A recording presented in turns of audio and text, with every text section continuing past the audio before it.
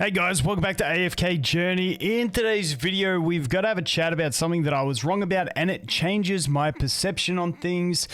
And that is to do with the A-level characters. I always thought the A-level banners would be something that were completely useless because eventually you just go ahead and get them from the shop. But if we go into the shop now, you can see that Soren isn't added straight into the shop. I was running off the assumption that we would be getting all A-level characters once their banners are done straight into the shop like we did with Coco over on the PTR. Unfortunately, that is not the case. Now, do I think this is a good or a bad move? I don't like this. I would love to see those A-level characters straight into the shop after they are finished. I think, let me know what you guys think. I'm just sort of confused. Like, why do you call them, and people always put this in the comments, they're like, yeah, but A-levels are strong. You look at like things like Odie and Coco, and I completely agree. But why do you have certain characters that have a different obtaining system and you label them and color them as a worse sort of rarity, which is generally seen in these types of games? So that's what I'm trying to figure out still. I would love to have insight into the devs and what their actual thoughts were for A-level heroes. But back to the point.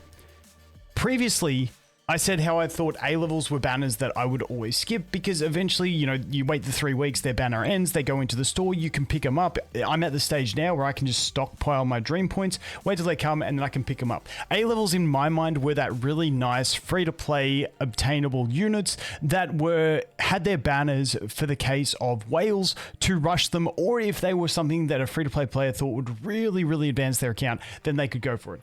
But now that they've decided not to put them straight here, now, in the dev notes that they put earlier, they mentioned having access to heroes in the store after the season. So I'm guessing Soren and Almus, and if we do another A-level, will be in the store in the next season. Once again, I don't like that. I want them to be straight into the store because I felt like they were that good free-to-play type hero and they were still competitive, and that was sort of the realm that I thought they were going to be in. But now that they don't do this, we do have to seriously consider A-level heroes and whether we want to use our summons on them. Now, I am still doing more testing over on Almus. At this stage, I still think he is a very safe skip for just about everyone. He's in this weird spot, and I'll do more in a video talking about him, but I just don't think he has the value that people are looking for, or more so that people need. If you like him, go nuts, but I think he's a pretty safe skip for most people, and I'll elaborate more on that in another video once I do some more testing and get consolidated thoughts. But we do have to start considering these guys. Luckily, the first one was Soren, and when I was running off my idea that Soren was going to go straight into the shop, if you wanted him, you could get him there. At the end of the day, he wasn't a great hero. So the fact that he was the test one, and now we found out that no shit, they're not putting them in the shop, at least we've got to figure that out off a hero that now people don't regret not pulling. So it's just something that now we need to heavily consider this.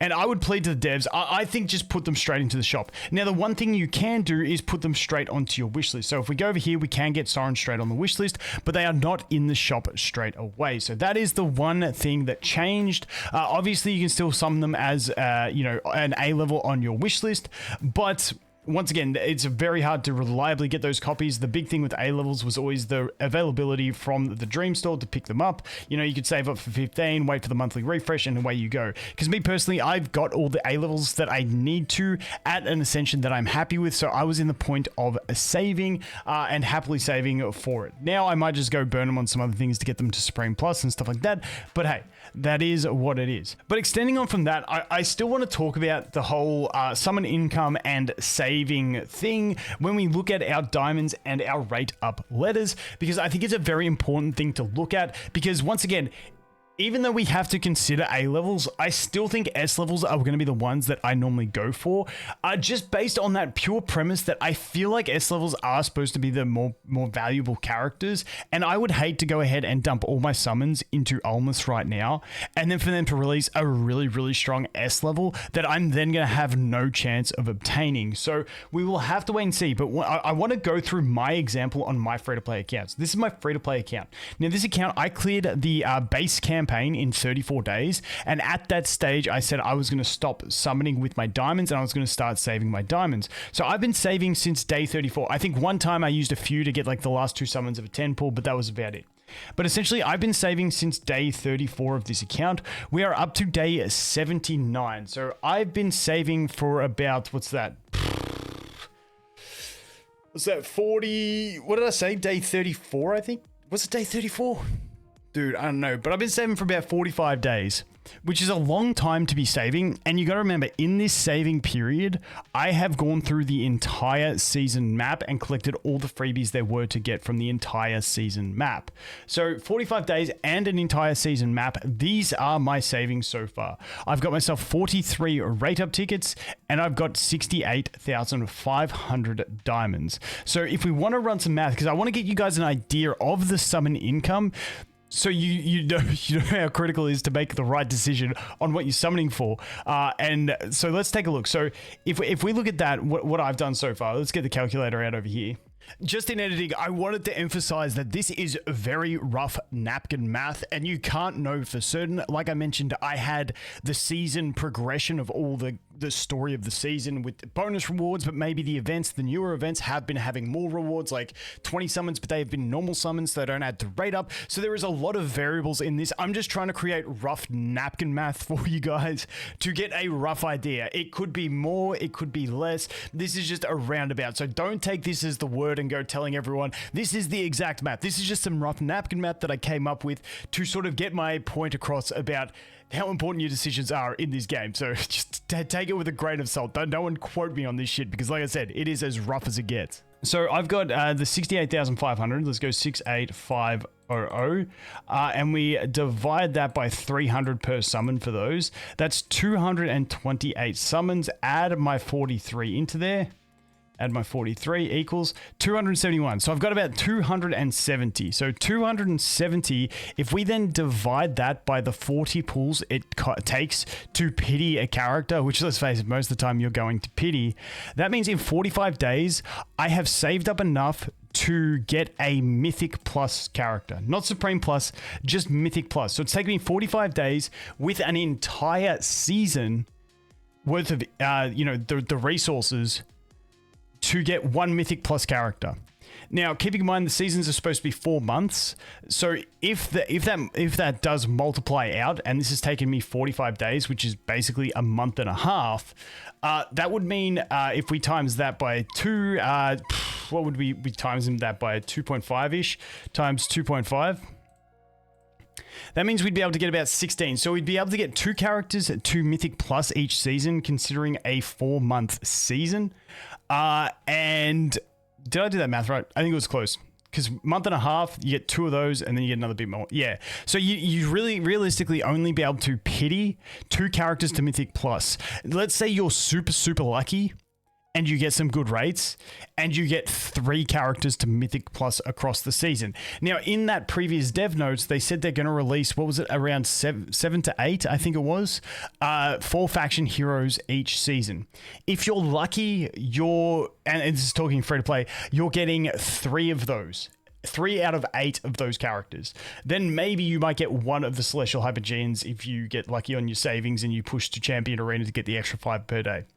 So when we consider 3 out of 7 to 8 4 faction heroes, this is why I am so cautious on telling people that you should summon for a character. Because once again, especially when you're at my point here, where you've got like enough just to pity, and once again, this is 3 characters to Mythic Plus, not Supreme Plus. So this is where I'm so cautious on telling people to summon for characters, and that's why I think Almas is an easy skip. I think you need a character, because of how long it takes you to save for them, you need a character that is actually game changing. When I look to A levels, something like Odie would be something that would be recommendable, because once again, they don't go straight into the shop. He is meta in Dream Realm, he is meta in PvP, and he's meta in AFK stages. You need units like that are super impactful in multiple categories of the game to make you really go for it. Now, the other thing you have to consider when you are looking to summon for a character is where they are viable and how it helps your account. For instance, if you're trying to push into Champion Arena, which is top 100, that is a very important spot to get to if you can, because that will unlock the ability to buy some more Stargazers from your weekly shop. So being in the top 100 of Arena is actually really important if you're on the borderline, in which case PvP units would actually be more valuable for your account. Whereas if you're looking to general Dream Realm, trying to push higher in the ranks, then this is going to be something that you weigh up more highly because you want to get more of this income. If you can see here, if I could push into the top 20, that would be fantastic. Now, I am 21 at the moment. That's not where I'll stay. Yesterday, I forgot to do my attacks at the end of the day, which sucks, so I ended up 61. Besides that, I've been hitting the top 50.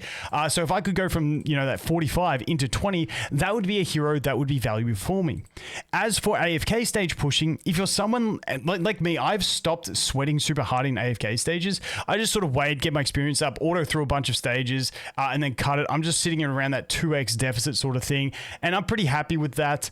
Once again, with a free-to-play squad, I'm pretty happy with the 2x deficit. So honestly, the campaign units or the AFK stage units aren't as valuable to me because I just... the sweat involved in that, especially with the smoky meta, is something I just don't want to get involved in, and it's kind of burnt me out on trying to push AFK stages. So that's why I'm not too stressed there. So the two key things for me would be Arena and also the Dream Realm. However, for me personally, on my account, the most important is Dream Realm because currently I am sitting in Champion Arena fairly safely, so I'm not worried about getting punted out. As soon as I start seeing people start beating me in Arena and I start getting booted out of those higher ranks, that is when I will go and I'll be like, okay, now I need to start focusing on Arena units. But once again, we'll have to wait and see if they modify the summon income, what other events we've got coming. They've said we've got new guild features coming and stuff like that. Maybe that gives us more sources of income. But at the moment, I'd say for a season, you're looking at probably getting...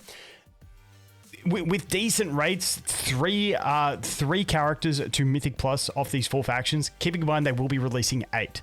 So once again, unfortunately the A levels aren't going into that shop straight away. But once again, I will be heavily considering them more when I look to units that might be worth pulling. But at the moment, I'm definitely glad that we didn't recommend Siren to pull, and I'm not going to be recommending to pull for Almas. But I will do a more deep dive into Almas in another video. But just to let you guys know, I don't think it's one that you need to rush into and start burning your summons on. And hopefully for those that have been saving for a long time, we do get a hero soon that is worthwhile investing into so that you can keep summoning, because at the end of the day, summoning is fun, and we haven't been able to for 45 days on this account. It's starting to burn. But anyway, guys, that is all I wanted to cover in this one. Let me know your thoughts.